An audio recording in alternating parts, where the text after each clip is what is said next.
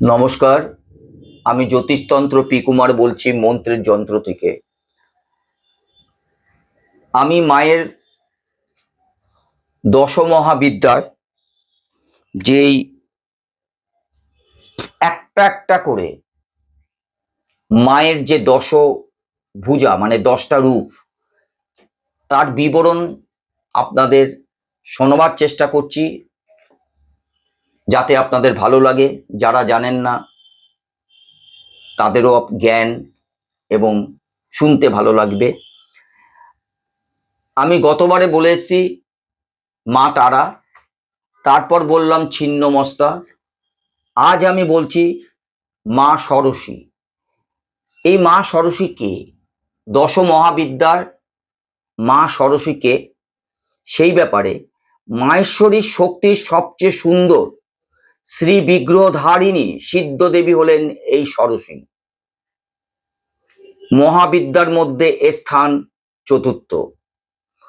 ষোড়শ অক্ষরের মন্ত্রময়ী এই দেবীর অঙ্গপ্রভা নবারুণের আভার মতো। তার 4 হাত এবং ত্রিনয়ন। ইনি শায়িত সদাশিবের উপর কমলাসনে শান্ত মুদ্রায় এনার আসীন। এই ষোড়শী সম্বন্ধে আমি যেই বলছি, দেখুন আপনাদের ভালো লাগে কিনা। এর 4 হাতে ক্রমশ পাশ, শঙ্কু শঙ্কু এবং ধনুক এবং বাণ শোভিত রয়েছে। তাহলে এই ষোড়শী মায়ের 4 হাতে কি আছে? পাশ, শঙ্কুশ, ধনুক এবং বাণ। এই ষোড়শী মাকে যারা চেনেন না, তারা আমার এই ভিডিও ঠিক শুরু করার সময় আপনি তার রূপ আপনি দেখতে পাবেন এবং জানতে পারবেন। বর দেবার জন্য সদাই উৎসুক ভগবতীর এই শ্রী বিগ্রহ সৌম্যমুক্তি এবং হৃদয় দয়ায় পূর্ণ। যিনি এর শরণ গ্রহণ করেন, ঈশ্বর ও তার মধ্যে কোনো প্রভেদ থাকে না। এর মহিমা সত্যি অবর্ণনীয়। সংসারের সব মন্ত্রতন্ত্র এর আরাধনা করে, বেদও এর বর্ণনা করতে পারে না। ভক্তের প্রতি প্রসন্না হয়ে অভিষ্টত সামান্য কথা ইনি সব কিছুই প্রদান করতে পারেন। এই ষোড়শী মা, যদি ষোড়শী মায়ের পুজো করেন, ষোড়শী মাকে যদি ভালোবাসেন, আপনি কিন্তু অনেক কিছুই জীবনে পেতে পারেন। প্রশান্ত হিরণ্য গর্ভে শিব তার শক্তি হচ্ছেন ষোড়শী। তন্ত্রশাস্ত্রে ষোড়শী দেবীকে পঞ্চবক্তা অর্থাৎ 5টি আনযুক্তা বলে বর্ণনা করা হয়েছে। চারদিকে 4টি আর ঊর্ধ্বে একটি মুখ হওয়াতে একে পঞ্চবক্তা বলা হয়েছে। দেবীর 5টি মুখ তৎপুরুষ, সদ্যজাত, বামদেব, অঘোর ও নিশান। নিশ্চয়ই আপনাদের বোঝাতে পারছি।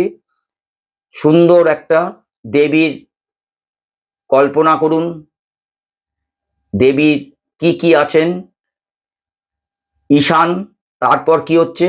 তারপর হচ্ছে শিবের এই 5 রূপেরই কিন্তু প্রতীক এই ষোড়শী। 5 দিকের রং ক্রমশ সবুজ, রক্তলাল, ধূস্র, কৃষ্ণনীল ও পীত হওয়াতে 5টি মুখই ওই রঙেয়। দেবীর 10 হাতে যথাক্রমে অভয়, টঙ্ক, শূল, বজ্র, পাশ, খড়গ, শঙ্কু, ঘণ্টা, সর্প ও অগ্নি রয়েছে।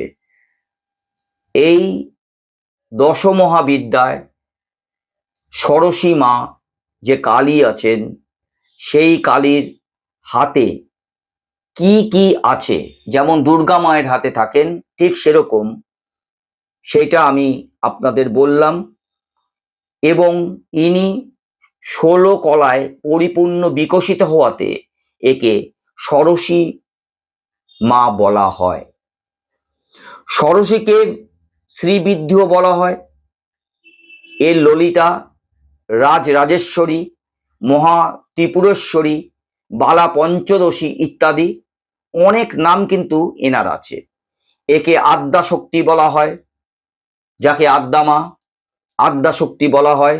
অনন্যা, মহাবিদ্যা দ্বারা ভোগ অথবা মোক্ষ এর মধ্যে যে কোনো একটি পাওয়া যায়। ইনি তার উপাসককে ভুক্তি এবং মুক্তি দুই কিন্তু প্রদান করেন। এর চারটি রূপ যথা কি স্থূল, সূক্ষ্ম, পর, তুরীয়। এই চারটি রূপ।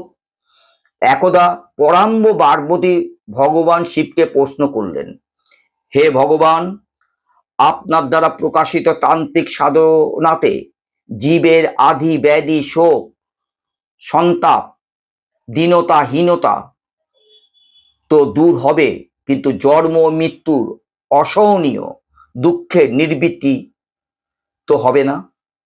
অনুগ্রহ করে এই দুঃখের নিবৃত্তি এবং মোক্ষপথ প্রাপ্তির উপায় বলুন। পরম কল্যাণময়ী পরাম্বার অনুরোধে ভগবান শঙ্কর ষোড়শী শ্রীবিদ্যা সাধন প্রণালী ব্যক্ত করলেন। আচার্য শঙ্করাচার্য শ্রীবিদ্যারূপে এই ষোড়শী দেবীর উপাসনা করেছিলেন। এই জন্য আজ পর্যন্ত সমস্ত শঙ্করপীঠ সমূহে মহা ভগবতী ষোড়শীর রাজরাজেশ্বরী ত্রিপুরা সুন্দরী শ্রীযন্ত্রমের রূপে পূজা চলে আসছে।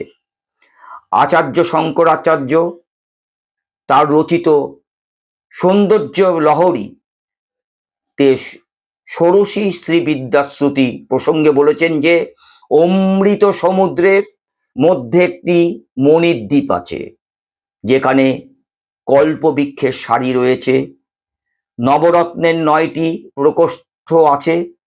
সেই বনে চিন্তামণি দ্বারা নির্মিত এক মহলে ব্রহ্মময় সিংহাসন আছে। পঞ্চকৃত্যের দেবতা ব্রহ্মা, বিষ্ণু, রুদ্র এবং ঈশ্বর সেই সিংহাসনে পায়ায়, আর সদাশিব হচ্ছেন ফলক। সূক্ষ্মাগ্র মুখ সদাশিবের নাভিদেশ থেকে উদ্ভূত পদ্মের ওপর বিরাজমান ভগবতী ষোড়শী ত্রিপুরা সুন্দরীকে যে ধ্যান করে সে ধন্য। ভগবতীর আশীর্বাদে ভুক্তি আর মুক্তি দুই অতি সহজেই লাভ হয়। ভৈরব জামল যথা শক্তি লহরীতে এর উপাসনার বিস্তৃত বিবরণ আপনারা পাবেন। দুর্বাসা মুনি এর পরম আরাধ্য ছিলেন। শ্রীচক্রের মধ্যে এর উপাসনা করা হয়। আমি আপনাদের ষোড়শী সম্বন্ধে যতটুক আমি জানি ততটুক কিন্তু আপনাদের জানালাম, এবং ষোড়শী সম্বন্ধে পরবর্তীকালে অনেক কিছুই বলবো। শুধু ষোড়শী না, মা তারা এবং কালী, অনেক ঘটনা যেগুলো আমরা জানি না সেগুলো আমরা জানতে পাবো। কিন্তু এই জানার আগে আমার একটা অনুরোধ আপনাদের প্রতি আছে। আমার এই মন্ত্রের যন্ত্রকে এগিয়ে নিয়ে যেতে আপনাদের সহযোগিতা কিন্তু আমার খুব প্রবল প্রয়োজন। সেই কারণে এটা শেয়ার এবং লাইক করবেন, আর আমাকে মন্ত্রের যন্ত্র চ্যানেলটাকে এগিয়ে নিয়ে যেতে দেবেন। নমস্কার।